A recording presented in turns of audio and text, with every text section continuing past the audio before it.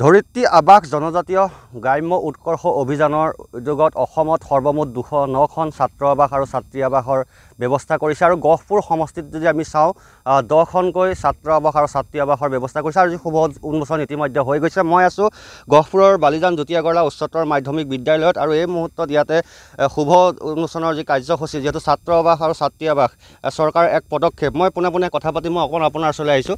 যিহেতু অসমত সৰ্বমুঠ 209খন আৰু গহপুৰত 10খন আজি শুভ উন্মোচন হৈছে, গতিকে কি ক'ব এই সম্পৰ্কে? আজি অসমৰ কাৰণে এটা উল্লেখযোগ্য দিন। শৈক্ষিক জগতখনত এক নতুন আলোড়নৰ সৃষ্টি কৰি ধৰিত্ৰী আৱাস গ্ৰাম্য উন্নয়ন যোজনাৰ জৰিয়তে 209খন স্কুলত আমি বইজ আৰু গাৰ্লছ দুটা আৱাস গৃহ পাবৰ কাৰণে সক্ষম হৈছোঁ। বিশ্বনাথ ডিষ্ট্ৰিক্টত 12খনৰ ভিতৰত আমি গহপুৰ সমষ্টিত মাননীয় বিধায়ক মহোদয়ৰ বলিষ্ঠ নেতৃত্বত বলিষ্ঠ পদক্ষেপত 10খন স্কুলত 3,90,00,000কৈ প্ৰত্যেকখন স্কুলত পাবলৈ আমি সক্ষম হৈছোঁ। আৰু আজিৰ পৰা আমাৰ গহপুৰ সমষ্টিত জনজাতীয় যিসকল আমাৰ ষ্টুডেণ্ট আছে, ল'ৰা ছোৱালী আছে, তেওঁলোকৰ যি অসুবিধা আছিল আৰু সেই অসুবিধা যাতে দূৰ হৈ এক নতুন শৈক্ষিক পৰিৱেশৰ লগত খাপ খাই নিজকে যাতে সুশিক্ষিত কৰি তুলিব পাৰে তাৰ এক নতুন প্ৰয়াস কৰা হ'ল।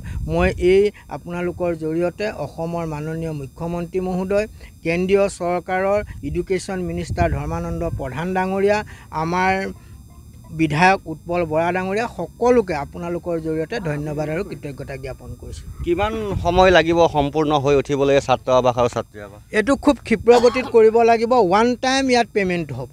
ইয়াতে ৰানিং বিলৰ কথা নাই। গোটেই কামটো কৰি দিয়াৰ পাছত বিল ল'ব লাগিব। গতিকে ঠিকাদাৰক স্পষ্টভাৱে কৈ দিয়া হৈছে। তাৰ কাৰণে অসম চৰকাৰ দায়বদ্ধ, এডুকেশ্যন মিনিষ্টাৰ দায়বদ্ধ আৰু গহপুৰ সমষ্টিৰ সন্মানীয় বিধায়ক মহোদয়ে এই গৃহ নিৰ্মাণ ক্ষেত্ৰত তীক্ষ্ণ নজৰ ৰাখিব।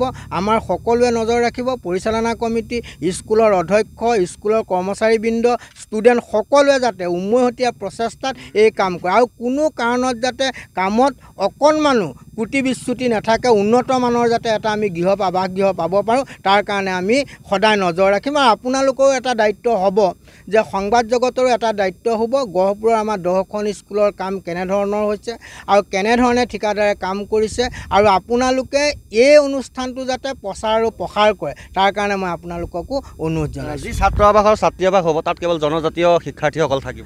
আমি প্ৰথম পৰ্যায়ত জনজাতীয় শিক্ষাৰ্থীসকলৰ কথাই ভাবিছোঁ।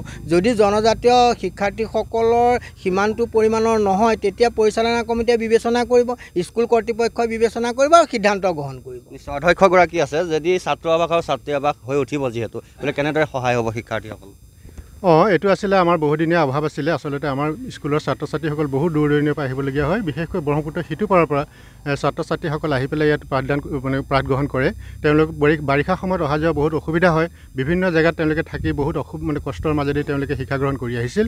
আমাৰ বহুদিনীয়া সেইটো এটা দাবী আছিল আৰু আমি আজি আচলতে সঁচাকৈ গৌৰৱান্বিত যে অসম চৰকাৰে বিশেষকৈ আমাৰ অঞ্চলৰ মাননীয় বিধায়ক উৎপল বৰাদেৱৰ নেতৃত্বত আৰু লগতে আমাৰ ZPC মেম্বাৰ নিৰণ হাজৰিকা দেৱৰ সহযোগত আমি এই অনুষ্ঠানটো পাবলৈ সক্ষম হৈছোঁ। তাৰ কাৰণে আমি অসম চৰকাৰক অশেষ ধন্যবাদ জ্ঞাপন কৰিছোঁ।